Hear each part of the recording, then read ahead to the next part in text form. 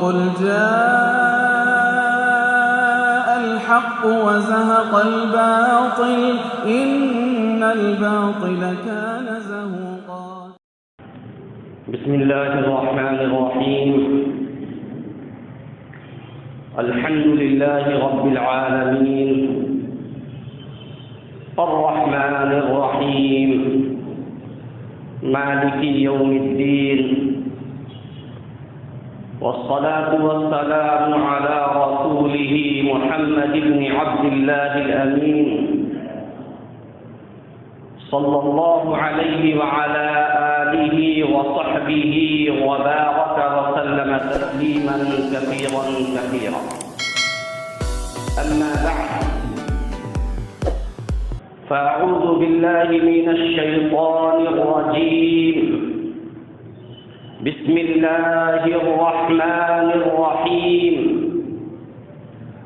وقال الذين كفروا لرسلهم لنخرجنكم من أرضنا أو لتعودن في ملتنا، فأوحى إليهم ربهم لنهلكن الظالمين ولنسكننكم الأرض من بعدهم، ذلك لمن خاف مقامي وخاف وعيد، واستفتحوا وخاب كل جبار عنيد.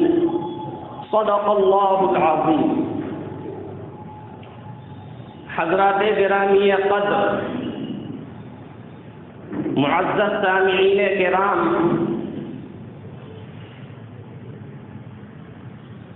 میں نے آپ حضرات کے سامنے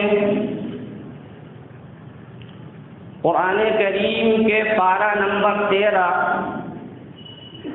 سورہ ابراہیم کی آیت نمبر 13، 14 اور 15 کی تلاوت کرنے کی سعادت حاصل کی. اللہ رب العزت نے ان آیات میں مشکل حالات میں عموماً جب لوگوں کے حوصلے پست ہو جاتے ہیں، اللہ تعالیٰ نے ان آیات میں ان کے حوصلوں کو بلند کیا ہے، اور ماضی میں انبیاء کرام کے جو حالات تھے، مشکل حالات، ان کا تذکرہ کیا اور ان کے حالات کو اللہ نے کس طرح بدلا اس کا تذکرہ کیا. میں نے ان آیات کو سمجھنے کے لیے اور ان آیات کریمہ میں اللہ کا جو پیغام ہے، اس پیغام کو آپ تک اور آپ کے واسطے سے پوری ملت اسلامیہ تک پہنچانے کے لیے مختلف تفسیری کتابوں کا مطالعہ کیا ہے. اپنے وقت کے مجدد مولانا اشرف علی تھانوی رحمۃ اللہ علیہ کی تفسیر بیان القرآن کا مطالعہ کیا. اعلیٰ حضرت مولانا احمد رضا خان بریلوی رحمۃ اللہ علیہ کا ترجمہ قرآن کنز الایمان کا مطالعہ کیا. اس قرآن کریم پر جو تفسیری حاشیہ ہے صدر الافاضل مولانا محمد نعیم الدین مراد آبادی رحمۃ اللہ علیہ کا، جس کو تفسیر نعیمی کے نام سے جانتے ہیں لوگ، اس کا مطالعہ کیا ہے. مولانا سید ابو العلا مودودی رحمۃ اللہ علیہ کی تفسیر تفہیم القرآن کا مطالعہ کیا. مولانا محمد جوناگڑھی رحمۃ اللہ علیہ کی تفسیر قرآن کریم کا مطالعہ کیا. ان تمام بزرگوں نے ان آیات کی تفسیر و تشریح میں جو کچھ لکھا ہے، اس کا خلاصہ میں آپ حضرات کے سامنے بیان کرنے کی سعادت حاصل کروں گا. ان بزرگوں نے لکھا ہے، وقال الذین کفروا لرسلہم، منکرین اس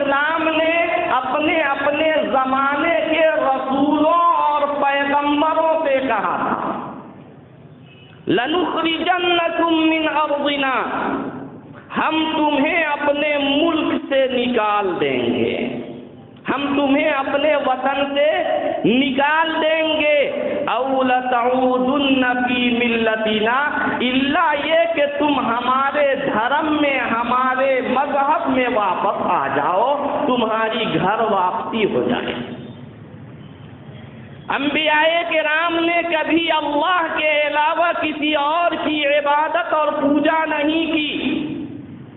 نبوت ملنے سے پہلے وہ خاموش طریقے سے اللہ کی عبادت و بندگی میں مصروف رہا کرتے تھے، چونکہ وہ کوئی کام اللہ کے حکم کے بغیر نہیں کرتے تھے، اس لیے دعوتی نقطۂ نظر سے لوگوں سے ملنا جلنا نہیں ہوتا تھا۔ تو لوگوں سے ملنا جلنا نہ ہونے کی وجہ سے لوگ سمجھتے تھے کہ یہ بھی ہمارے دھرم کے آدمی ہیں، ہمارے مذہب کے پیروکار ہیں۔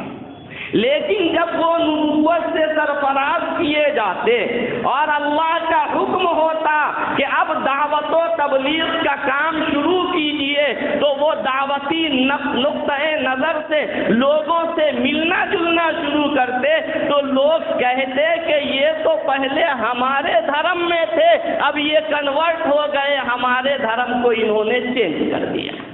تو وہ اپنے فہم کے مطابق، اپنے گمان کے مطابق یہ کہتے تھے کہ لَنُخْرِجَنَّكُم مِّنْ أَرْضِنَا، ہم تم لوگوں کو اپنے ملک سے نکال دیں گے، الا یہ کہ تم ہمارے دھرم میں واپس آ جاؤ۔ فَأَوْحَىٰ إِلَيْهِمْ رَبُّهُمْ، تو اس وقت ان تمام رسولوں کے پروردگار جو ایک ہی اللہ ہے، اس اللہ نے ان کی طرف وحی بھیجی، لَنُهْلِكَنَّ الظَّالِمِينَ، آپ کو کوئی نہیں نکال سکتا، ہم تو ظالموں کو ہی ہلاک و برباد کر دیں گے۔ وَلَنُسْكِنَنَّكُمُ الْأَرْضَ مِنْ بَعْدِهِمْ، اور ان کو ہلاک و برباد کرنے کے بعد روئے زمین پر آپ ہی کو بسائیں گے۔ ذَلِكَ لِمَنْ خَافَ مَقَامِي وَخَافَ وَعِيدِ، اور یہ انعام ہر اس بندے کے لیے ہے جو میرے پاس حاضری سے ڈرتا رہے، اور میں نے جن سزاؤں اور عذابوں کا تذکرہ کیا ہے ان سے خوف کھاتا رہے، ڈرتا رہے۔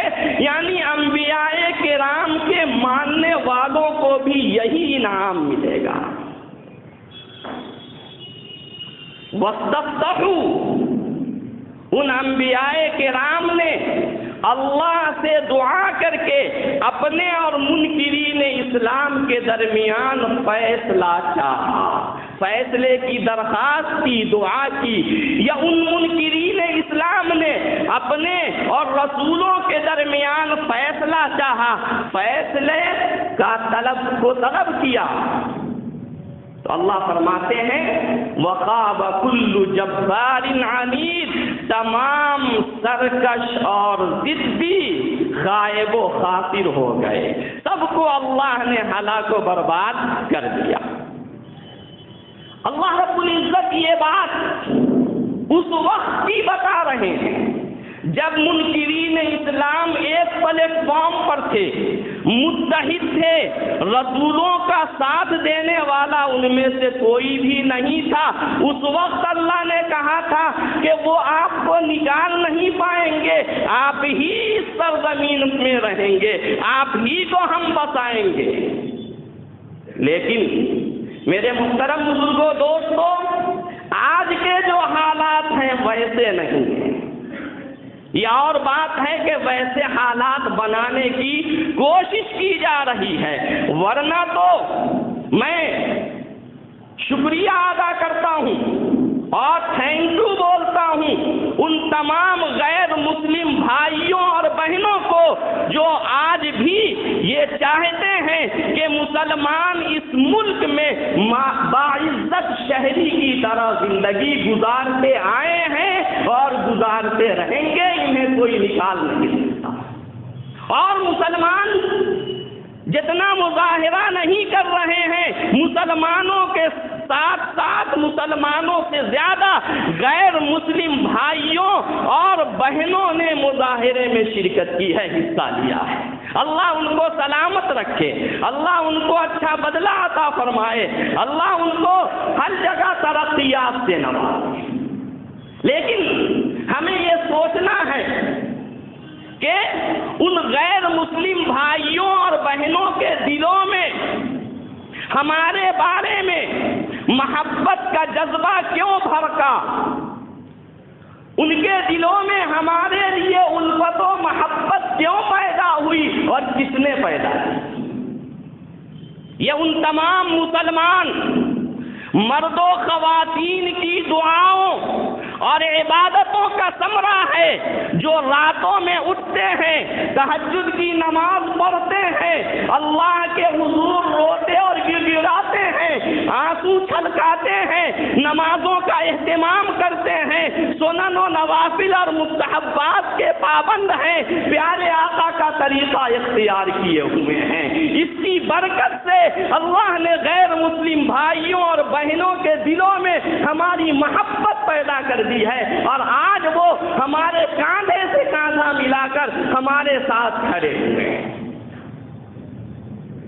لیکن یہ جو حالات بگاڑنے کی کوشش کی جا رہی ہے، طرح طرح کے قوانین بنائے جا رہے ہیں، یہ ہماری بدعمالی کا نتیجہ ہے، ہمارے کرتوت کا نتیجہ ہے، ہمارے گناہوں کا نتیجہ ہے۔ اللہ رب العزت نے قرآن کریم کے پارہ نمبر 25 سورۃ الشورى کی آیت نمبر 30 میں فرمایا ہے، وَمَا أَصَابَكُم مِّن مُّصِيبَةٍ فَبِمَا كَسَبَتْ أَيْدِيكُمْ وَيَعْفُو عَن كَثِيرٍ، تمہارے اوپر جو بھی مصیبت آتی ہے، جو بھی تکلیف آتی ہے، جو بھی پریشانی آتی ہے، وہ تمہارے کرتوت کا نتیجہ ہوتی ہے۔ وَيَعْفُو عَن كَثِيرٍ، اللہ تو ارحم الراحمین ہے، وہ تو رحمان ہے، وہ تو اپنے فضل و کرم سے ہمارے بہت سے گناہوں کو معاف کر دیتا ہے، ورنہ اگر پکڑ کرنے پہ آئے تو کب کی ہم لوگ ہلاک و برباد ہو چکے ہوتے ہیں۔ اللہ رب العزت نے پارہ نمبر 17 سورۃ الانبیاء کی آیت نمبر 105 میں اعلان کر دیا ہے، وَلَقَدْ كَتَبْنَا فِي الزَّبُورِ مِن بَعْدِ الذِّكْرِ أَنَّ الْأَرْضَ يَرِثُهَا عِبَادِيَ الصَّالِحُونَ، ہم نے زبور میں پند و نصیحت کے بعد لکھ دیا ہے۔ مفسرین کرام نے لکھا ہے، یا تو زبور سے وہ زبور مراد ہے جو حضرت داؤد علیہ السلام پر نازل ہوا تھا، یا زبور سے تمام آسمانی کتاب مراد ہے جس میں قرآن کریم بھی شامل ہے، اور ذکر سے مراد لوح محفوظ ہے۔ تو مطلب یہ ہوگا کہ اللہ نے پہلے لوح محفوظ میں لکھ دیا، اور اس کے بعد پھر جتنی کتابیں نازل فرمائی ان تمام آسمانی کتابوں میں لکھ دیا ہے۔ کیا لکھا ہے؟ ان الارض یرثها عبادی الصالحون، میرے نیک بندے ہی زمین کے وارث بنیں گے، میرے نیک بندے ہی، فرما بردار بندے ہی زمین کے وارث بنیں گے۔ لہذا اگر اس ملک میں ہمیں رہنا ہے، اس دنیا میں رہنا ہے اور زمین کا وارث بننا ہے تو اللہ کے اعلان کے مطابق ہمیں نیک بننا پڑے گا۔ ہماری جو غفلت ہے، کاہلی ہے، سستی ہے، ان تمام چیزوں کو دور کرنا پڑے گا، جب ہی ہم اس ملک میں رہ سکتے ہیں، اس دنیا میں زندگی گزار سکتے ہیں۔ اگر ہم شریعت کو چھوڑ دیں گے، شریعت کی خلاف ورزی کریں گے، غفلت والی زندگی گزاریں گے تو لاکھ احتجاج کرتے رہ جائیں، ہمیں کوئی بچانے والا نہیں ہوگا۔ اسلام اور مسلمانوں کی تاریخ حضرت آدم علیہ السلام سے شروع ہوتی ہے، شروع تو وہاں سے ہوئی ہے، یہ تاریخ ابھی ختم نہیں ہوئی ہے، یہ تاریخ قیامت تک چلتی رہے گی۔ ہماری تاریخ کا حصہ ہے. ہماری تاریخ بتاتی ہے کہ مسلمانوں پر جب بھی مصیبت آتی ہے تو وہ مسلمانوں کو سنبھلنے کے لیے اللہ کی طرف سے موقع ہوتا ہے، چانس ملتا ہے. مسلمان پہلے کٹتے ہیں، پستے ہیں، مارے جاتے ہیں، اور اس کے بعد پھر جب سنبھلتے ہیں اور اللہ کے رسول صلی اللہ علیہ وسلم کی رسی کو مضبوطی سے پکڑ لیتے ہیں، شریعت پر عمل کرنا شروع ہو جاتے ہیں، تو پھر راحت و آرام ان کو میسر ہو جاتا ہے.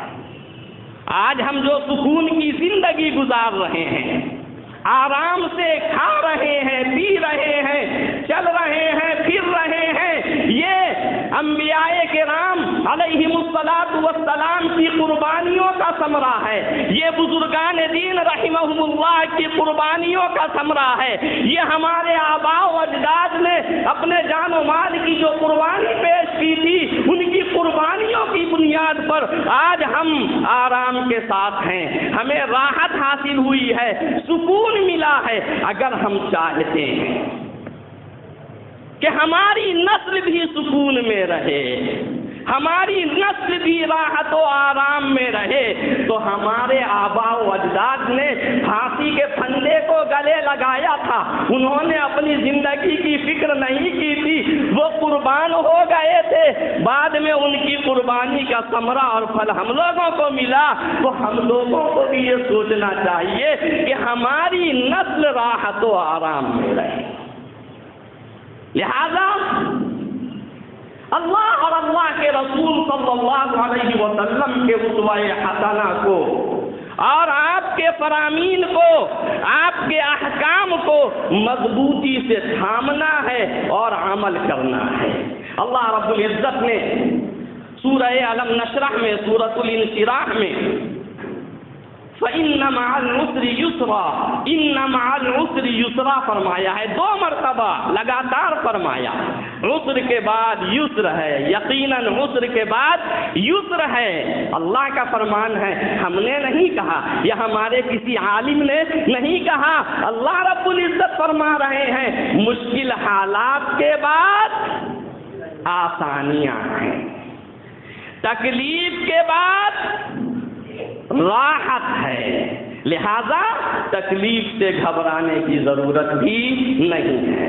اللہ رب العزت نے ارشاد فرمایا 12 نمبر 26 سورہ محمد میں، یا ایھا الذین آمنوا ان تنصروا اللہ ینصرکم ویثبت اقدامکم. اے ایمان والو، اگر تم اللہ کی مدد کرو گے، اللہ ہماری مدد کا محتاج نہیں ہے. مفسرین کرام نے لکھا ہے کہ مطلب اللہ کے دین کی مدد ہے، اللہ کے دین کی مدد ہے. سب لوگ سوچ لیں کہ ہماری زندگی ہمارے دین کے لیے ہے، دین کے ماننے والوں کے لیے ہے.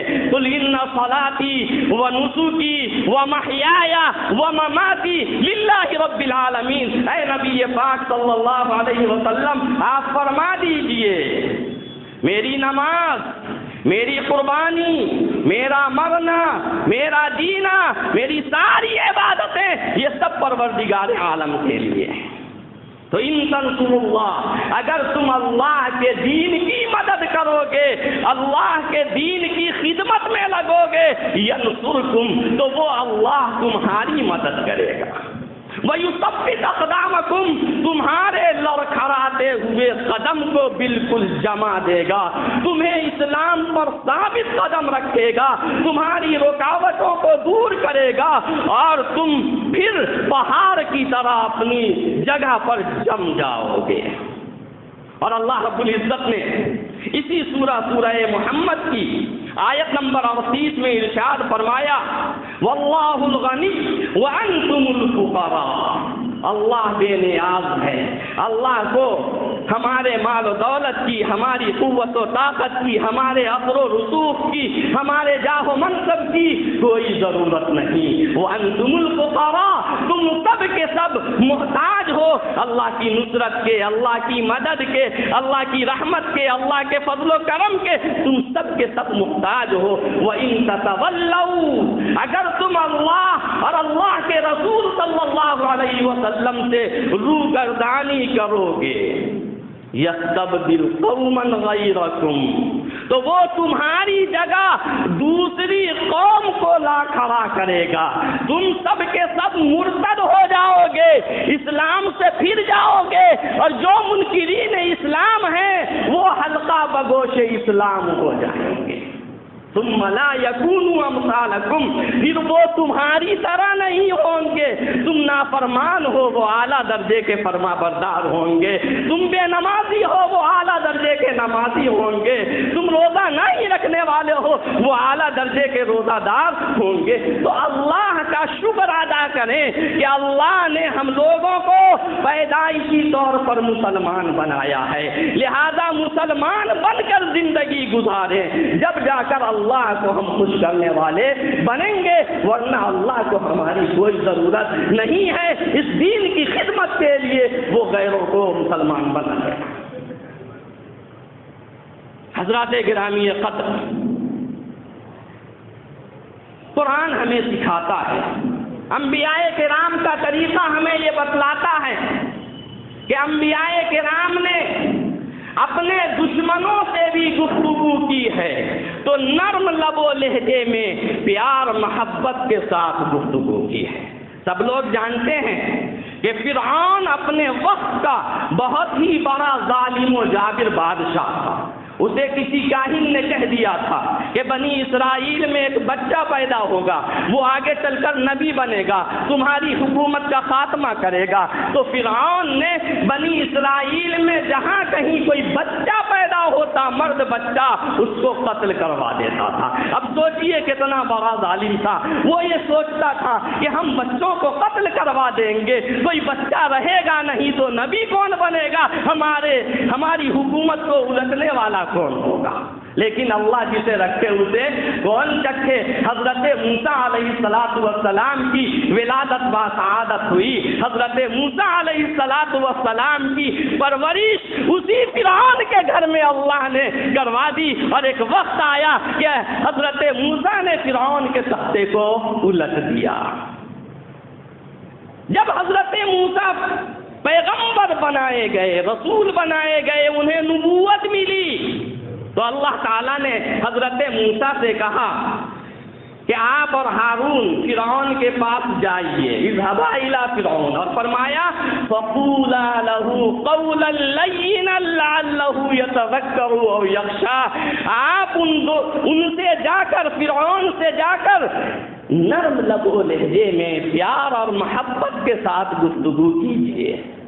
یہ حضرت موسیٰ کو اللہ نے تعلیم دی، اور اسی تعلیم کے مطابق حضرت موسیٰ نے کبھی فرعون سے بدزبانی نہیں کی۔ پیارے آقا صلی اللہ علیہ وسلم کی سیرت پاک کو پڑھیے، پیارے آقا صلی اللہ علیہ وسلم نہ تو نبوت سے پہلے اور نہ نبوت کے بعد کبھی بھی آپ صلی اللہ علیہ وسلم نے بڑے سے بڑے دشمن سے بھی بدزبانی نہیں کی، پیار محبت سے بات کیا۔ لہذا اس زمانے میں جن کو بھی ہم دشمن سمجھتے ہیں، اپنا مخالف سمجھتے ہیں، احتجاج کیجئے، احتجاج ہمارا قانونی حق ہے، لیکن بدزبانی مت کیجئے، الفاظ غلط استعمال مت کیجئے، ورنہ ہم جذبات میں بولیں گے، بدنام ہمارا مذہب ہوگا، بدنام ہمارا اسلام ہوگا کہ اسلام یہی سکھاتا ہے، اسلام یہ نہیں سکھاتا ہے۔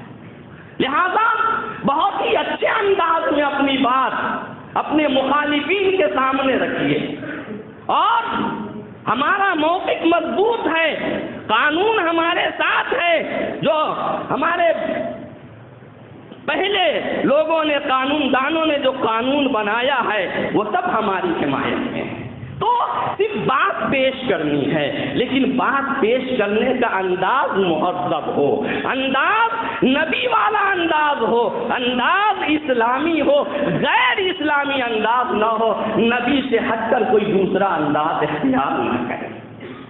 ایک کام تو یہ کرنا ہے، دوسرا کام یہ کرنا ہے کہ ہم جمعہ میں دیکھ لیں مسجد میں کتنے مصلیان کرام موجود ہیں، اور فجر کی نماز کے وقت مسجد کا جائزہ لیں۔